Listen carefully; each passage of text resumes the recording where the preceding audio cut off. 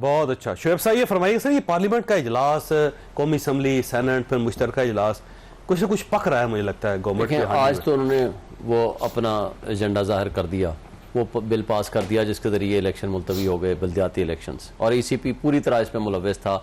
ECP ने 3 दिन दिए थे नॉमिनेशन फॉर्म जमा कराने के, और उसके बाद 8 दिन के लिए उसको एक्सटेंड कर दिया। अगर वो ना करते, कागजात नामजदगी जमा हो चुके होते तो पिछले हाईकोर्ट का फैसला है, पिछले कानून के मुताबिक वो इलेक्शन हो जाते। अब ये 21 में भी इसी तरह भागे थे, 22 में भागे, 23 में भागे, अब 24 में ये भाग गए। अब इन्होंने इलेक्शन होने नहीं देने, अब उसमें फिर दोबारा डिलिमिटेशन में जाएगा, फिर क्या होता है, लेकिन हम इसको चैलेंज करेंगे इस वायरस अफेक्ट को।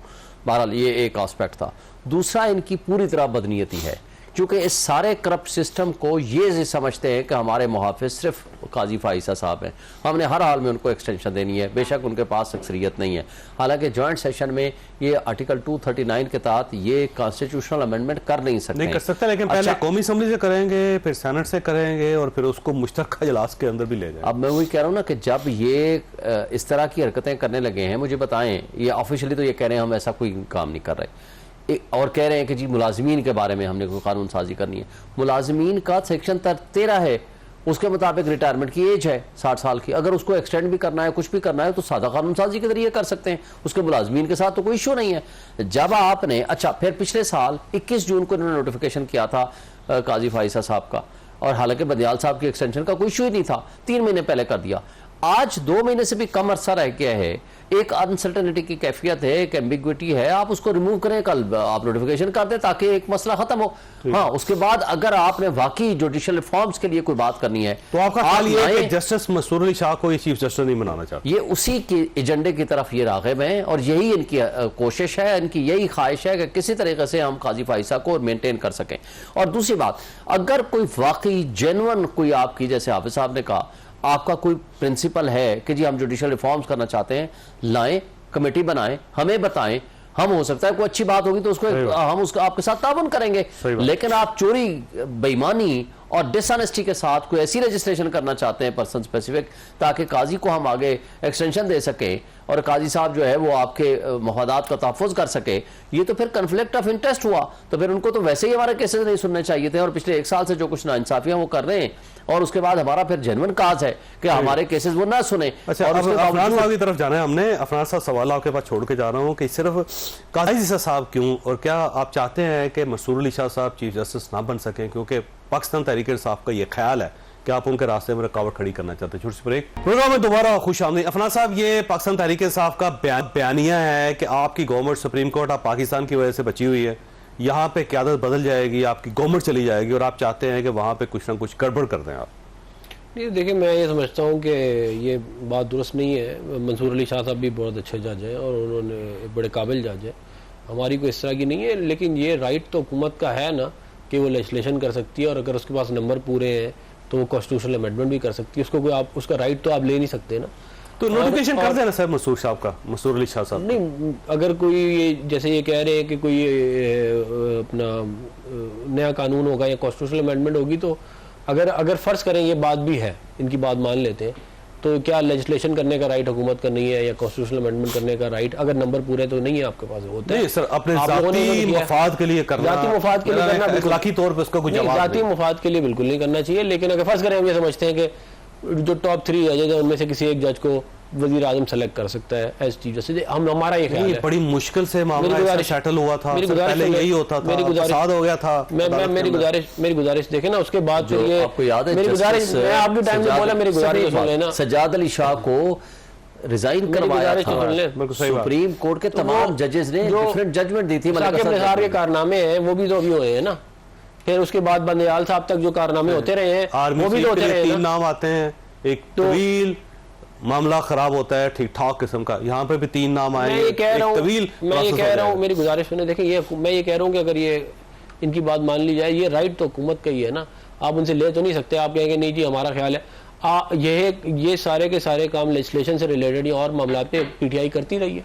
सारी अपोजिशन कह रही थी ईवीएम ना करो, उन्होंने फिर भी किया। तो ये इस तरह करना मेरा ख्याल है वो ठीक नहीं है। और एक शख्स को एक कानून और आइन ने एक हक दे दिया है कि कोई झगड़ा नहीं होगा, कोई एग्जीक्यूटिव जो सीनियर मोस्ट ऑटोमेटिक हो जो जाए। सीनियर मोस्ट होगा ऑटोमेटिकली बन जाएगा।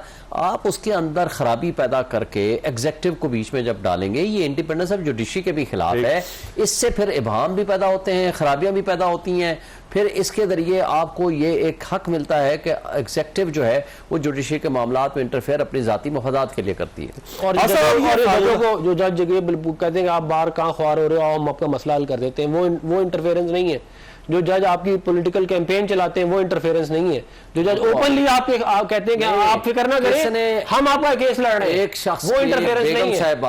आप मुझे बताएं इजाजत इनके वो हमारे बल्ले का निशान छीनता है, रोजाना हमारे तमाम हमारे खिलाफ सालों फैसले दिए इन्होंने, वो गलत नहीं है। अच्छा, वो अच्छा काम है, पर आपका एतराज नहीं, वो अच्छा काम नहीं है। करवाया था आप लोगों के दौर में, अदवार में अपॉइंट हुए हैं सारे लोग जी।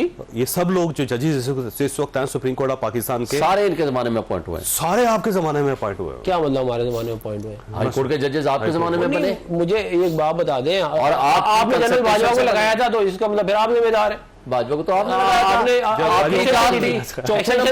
याद आपने थी, एक्सटेंशन आपने दी, पहले 3 को आपने, उसके बाद आया था एक्सटेंशन भी आप कह रहे थे हम दे देंगे, तो आप भी आज हम तो कह रहे हैं एक तरफ कहते हैं मीर जाफर, एक तरफ कहते हैं एक्सटेंशन दे देते। अच्छा, आपसे ये फरमाइएगा, ये गवर्नमेंट एक कानून बदलना चाह रही है, अब ये चाहती है कि चीफ जस्टिस ऑफ पाकिस्तान के लिए एक समरी आए जिसमें 3 लोगों के नाम हो और उनमें से कोई एक सिलेक्ट कर लिया जाए। और अगर गवर्नमेंट इस टाइप का कोई कानून साजी करती है तो क्या आप उसको वोट देंगे, हमायत करेंगे उसकी? मैंने आपको पहले कहा चौधरी साहब, एक तो ये कानून साजी छुपाते क्यों है, ये क्यों, जैसे कि मेरे भाई ने कहा कि ये पार्लिमानी कमेटी या पार्लिमान के सामने क्यों नहीं ले जाते हैं। दूसरी बात यह है कि ये बताइए कि कभी कभार ये कहते हैं कि हम आम मुलाजिमीन के बारे में एक्सटेंशन के लिए कानून साजी ला रहे हैं, कभी कहते हैं कि हम किसी और इश्यू के बारे में ला रहे हैं, यानी ये खुद कंफ्यूज है हुकूमत। ये बताइए ना, आप जो कुछ भी करना चाहते हैं आप बताइए, तमाम सियासतदानों को बताइए, उनको एतमाद मिले कि हम ये लाना चाहते हैं इदारे की मजबूती के लिए, इदारे की इस्लाह के लिए, इदारे के इस्तेहकाम के लिए। इसमें छुपाने की क्या बात है, आगे पीछे करने की क्या बात है? जहां तक आपने बात की कानून साजी आएगी, जगह हिमायत करेगी नहीं करेगी, जब कानून साजी आएगी उसके बाद हम देखेंगे कि हम इसकी हिमायत करेंगे या नहीं करेंगे। मैं हुकूमत की मफाद को नहीं देखता, न मैं हुकूमत में शामिल पार्टियों की। बहुत अच्छी बात है आप साहब, वैसे कानून आएगा तो आप साहब की पार्टी उस पर बात करेगी, बात होनी भी इसी तरह चाहिए। वैसे साहब, ये इमरान खान साहब ने कहा अगर मुझे कुछ हुआ तो आर्मी चीफ और DGI जिम्मेदार होंगे, ये क्यों आप इस किस्म की बातें करते हैं, समझ नहीं आती। वैसे अडियाला जेल को कंट्रोल कर रही है ISI, उस पर मैंने रेड पिटीशन फाइल जेलर है, सुपरिटेंडेंट है, गवर्नमेंट है। सर मैं आपको कह रहा हूं ना, अकरम डिप्टी सुपरिटेंडेंट को कौन उठा के ले गया है आज, मुझे बता देना। अच्छा, महीना पहले जिस डिप्टी सुपरिटेंडेंट को आपने लगाया है उसको आज आपने ट्रांसफर कर दिया। तमाम लोग जो उनकी सिक्योरिटी का मुतालिक या खाने की चीजों के मुतालिक चेकिंग करते थे वो सारे के सारे आपने ट्रांसफर कर दिया। अपने बंदे थे, हमारे क्यों थे? तो ठीक है, हम ये कहते हैं कि आपने हर 10 दिन 15 दिन बाद जो उनके बंदे जो आपने उनकी सिक्योरिटी पे लगाए हैं ना, तो आप उनको चेंजेस बार बार कर रहे हैं, अपनी पसंद के लोगों को ला रहे हैं। इसका मतलब है कि हमने वार्न किया है कि आपने अगर कुछ भी हुआ खान साहब को एस्टैब्लिशमेंट जिम्मेदार होगी, ये कोई तरीका नहीं है। खान साहब की सिक्योरिटी का ख्याल रखना आपकी जिम्मेदारी है। इंशाल्लाह अल्लाह ताला की मेहरबानी से कोई ऐसा काम होगा ही नहीं, और हम पूरी कोशिश कर रहे हैं कि उनकी, हालांकि इन्होंने हमारे लीडर को अंदर करके उनको जो है वो जहर दिया था और उनके प्लेटलेट 0 कर दिए थे, लेकिन हमारा जहाज में बैठते ही वो ठीक, हमारा काम ठीक नहीं, हमारा ऐसा कोई प्लेटलेट्स खराब थे हमारे, मगर जो ही जहाज में बैठे माशाल्लाह वो बेहतरीन हो गए। वो तो इमरान खान साहब भी जेल में बहुत अच्छे, तो रखे रहने दो उनको, ठीक है, इतने प्लेट है माशाल्लाह, ठीक है, मुर्गे खा रहे हैं, तो कुछ नहीं, मुर्गे खा रहे हैं, मटन खा रहे हैं, अयाशियां हो रही हैं। कोई जेलर वो अच्छा है, जेलर वो अच्छा है, यहाँ से भाग जाए, जेलर वो अल्हम्दुलिल्लाह वो एक लीडर है, उन्होंने बच्चे वो यहूदी बच्चे आज वो पाकिस्तान की और फेडरेशन की अलामत है। पाकिस्तान के बच्चे तमाम सूबे पाकिस्तान पहले कश्मीर के आप इमरान खान के बच्चों को तो पाकिस्तान ले आए, वाहिद वो आगे नुमाइंदे हैं, छोड़ देना, वो आगे इस्लामाबाद में जातियात पे ना